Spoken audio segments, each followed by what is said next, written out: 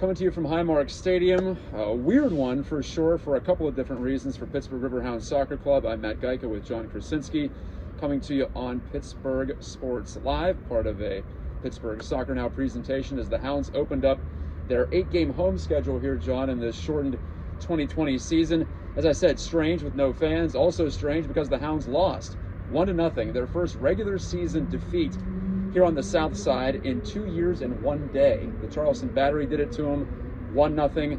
Atula Guerra had a late goal there, and tonight it was another late goal. It was a 90+7-minute goal from the old Hound Tyler Pasher, who's developed into maybe the most dynamic striker in the USL Championship right now. Go watch the video, go watch the highlight if you haven't seen it.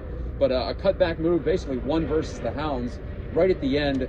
A sour end for the Hounds because of that.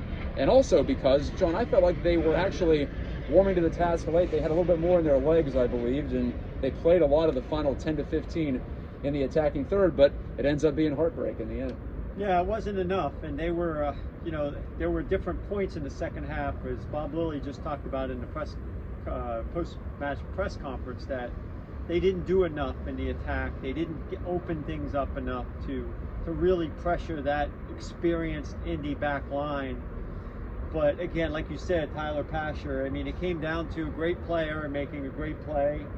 And, a great coach had a great game plan against this player. And what he did tonight was, a lot of the Hound fans were recognizing this, obviously throughout the match. But Danny Rivera, second-year player, quick, player, kind of good instinctive player, but he marked Tyler Pasher the entire match.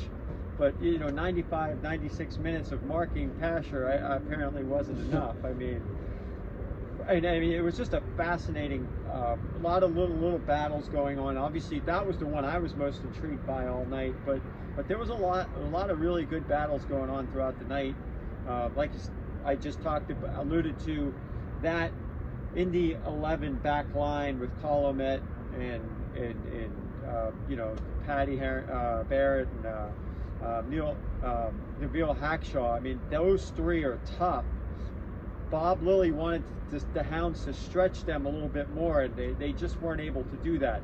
Now, the work rate was there for Ropapa Mensah, Mark Forrest starting at the top as the top two strikers, enough to, but they just weren't. I think, as Bob Lilly alluded to, it was a learning experience for those two younger players on the top line against an experienced back line. So, hopefully for the Hounds' sake, come playoff time, that's something that they could, or even the next time they see Indy, which they will in a few weeks.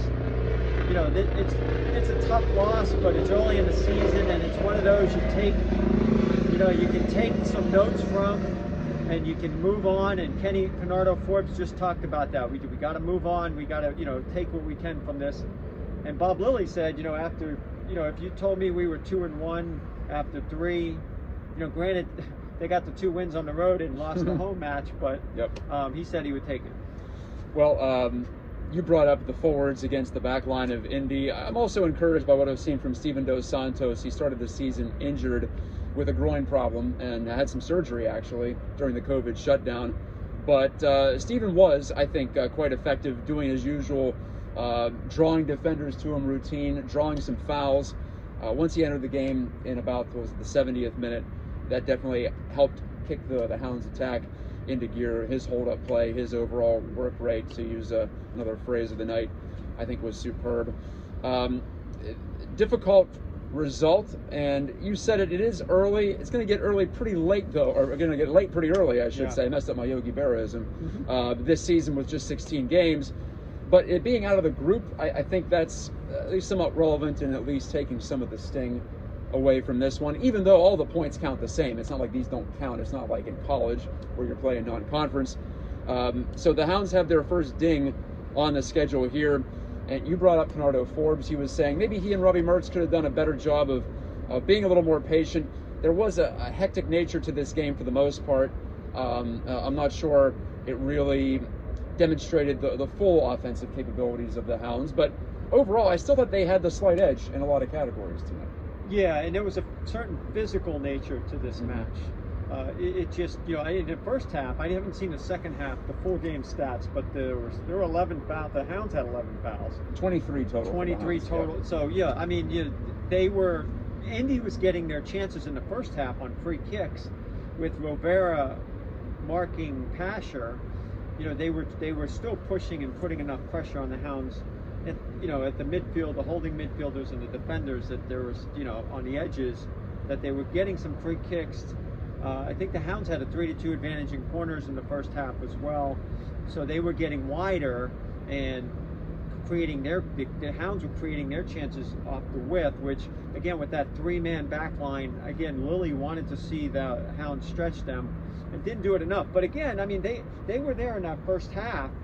Absolute fantastic chance, actually back-to-back chances with, I think it was the 27th and the 28th minute. Yep.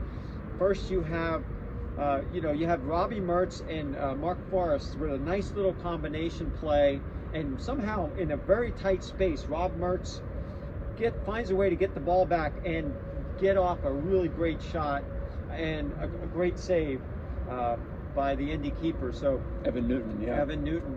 And he had to go to his left, right at the goal right behind us here.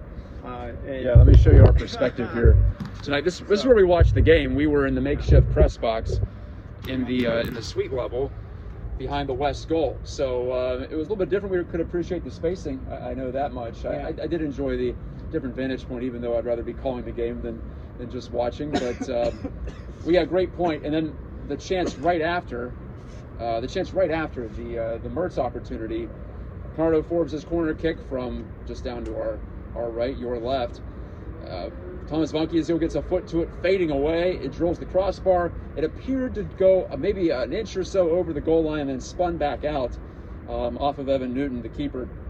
So I think the Hounds have a complaint there as far as the assistant referee. He was right there on the line. Kenny Forbes said he felt like the refs got it wrong all night, so he was not very impressed with the men in yellow tonight. But it could be argued the Hounds got the short end of the rub of the green, if you will. Yeah, the brakes didn't go their way. As soon as that ball hit the ground and bounced out, I looked to my left, and you could see Canardo standing there, and the linesman right next to him. And the linesman was waving as to keep play should go on. So that's his call. I mean, basically. So unless the center ref saw it differently, but. And of course, no VAR. Yes, not available in the USL. In USL, even with ESPN2 and whatnot. So. And we never got a definitive camera angle down the line. It's a limited camera crew right now, more so than usual. Perhaps we would have had a better look. You've seen some of the replays if you are a Hounds fan, I'm sure. Looking at it on Twitter, looking at it again on YouTube, it sure looked like it was over the line, but we can never know for sure. So where do the Hounds go from here, John? Will they go literally to New Jersey, Harrison, New Jersey, Red Bull Arena, where they'll take on the Red Bulls 2, another team from their group, from Group F, I believe. I keep getting the group letter confused. Either way, the Hounds remain in first place, tied with Hartford Athletic on 6 points. And a recovery session is in the offing for the Hounds on Thursday. Then a training session on Friday. At least, though, they have until Sunday evening, 5 o'clock, to get some of the lactic acid out of the system and get some of the recovery going. Yeah, and it's like you said, alluded to numerous times. This is a kind of a hectic season, so there's not a lot of time for recovery. I think the Hounds, Bob Lilly talked about having Dos Santos get a few more minutes today, for example, knowing that he's getting healthier. He's got some other players that we haven't seen much so far, so we're curious to see how things shake out. We know Mark Lindstrom's has been unavailable. It was previously listed as a leg injury, but now with the COVID updates, with the league injury updates, are a little bit more cloudy. They're not telling us too much. If you're a hockey fan, it's just like that too. Right. So, but I think overall they're probably still fairly healthy. Look, this opponent tonight. I mean, we looked at the beginning of the year, even before the shutdown.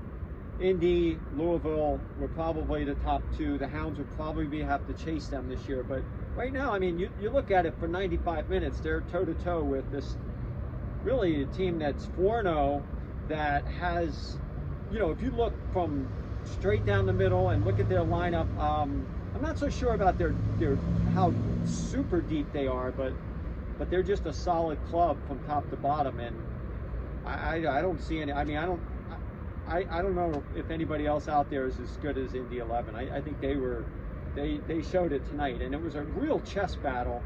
It was a real tactical battle all night long, and you know, I think it just came down to one great player making a fantastic play. So the Hounds now 1-1 all time on ESPN2. Of course, both of those matchups occurred this year, and they'll be back on the home pitch in about 10 days time. They'll be playing exactly 10 days time.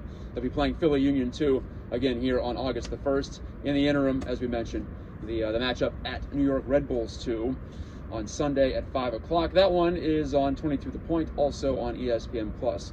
If you do subscribe, this is the first video I've done with a mask on. This feels looks interesting. I'm watching myself back. We're about to go into the operating room here. I guess we did, break down in that way. We got our scalpel out and chopped this one up a little bit. John, thank you. We'll look for your coverage on Pittsburgh soccer now. It was just good to get back to the stadium. It's great to be here. It was so unusual. Drive into the parking lot, not see anybody, walk up in the suites. It's almost empty. You know, looking out on the field, obviously no fans. The Steel Army, you know, your banner back there. You know, what a wonderful tribute. And you have to zoom in there if you want, but it says, what does it say? I already forget. Physically absent, but emotionally here. Emotionally present. There you go. Yes. I wanted to make sure I got that right. Well done on the TIFO and all the 2-stick banners that are out there too. The Hounds felt your presence, but couldn't get it done in the end. Tyler Pasher, the former Hound, maybe the best attacker in the league. I don't know if right he now. was mad about you know, maybe not getting enough mention in my book, Miracle on the Mon or something. But he came here with a chip on his shoulder. Yeah, way to go! You ticked him off, and well, that's one of the best goals I've seen. You said that was a Robbie Vincent type strike. Speaking of Miracle on the Mon, reminded me of a Robbie Vincent goal. Just a dart, and with still 3 Hounds surrounding him. So I said it when he was coming down the pitch toward us. One last look here, and that's what it ended up being, unfortunately, for the Hounds. So we'll talk to you next time. We'll have another post-game video after the Red Bulls game. Not here, obviously. We'll be back in our homes, and we'll hook that up via Zoom. Thanks again. Hounds lose 1-0. Hounds lose for the first time in the regular season in 2 years. See you next time on Pittsburgh Sports Live.